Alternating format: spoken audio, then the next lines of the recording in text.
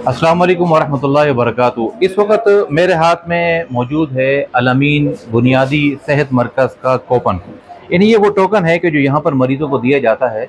आपको मालूम है कि इदारतुल हरमैन का ये प्रोजेक्ट जिसका इफ्तिताह 14 अगस्त 2024 को हुआ और वो सब आप हज़रात ने देखा। अल्हम्दुलिल्लाह ये जो शोबा है हमारा बदस्तूर वर्क कर रहा है और यहाँ पर औसतन हर महीने जो हमारी तादाद है मरीज़ों की वो तकरीबन कोई 2600 के लगभग है। इससे तादाद ऊपर होती है, कम नहीं होती।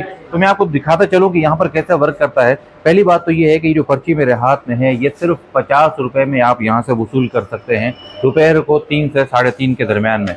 और उसके अलावा पर्ची के बाद फिर ये जो हमें अद्वियात इसके अंदर आप ले सकते हैं। अद्वियात के साथ साथ मखसूस इंजेक्शंस हैं, यानी जो रोज़मर्रा इस्तेमाल होते हैं ऐसे इंजेक्शंस के जो हम इस छोटी क्लिनिक में लगा सकते हैं, जिसके कुछ साइड इफ़ेक्ट्स नहीं हो सकते, जिस पर मरीज़ को बाद में कुछ ज़्यादा संभालना नहीं पड़ता। तो वो तमाम तर चीज़ें हम यहाँ पर कर रहे होते हैं। तो इस वक्त ये अल्हम्दुलिल्लाह बिल्कुल जारी है यहाँ पर काम, और हमारे डॉक्टर साहब यहाँ पर मरीज़ों का मुआयना भी कर रहे हैं, क्योंकि यहाँ पर अभी ख़वातीन का भी रश है, वरना मैं आपको वहाँ लेके जाकर भी दिखाता।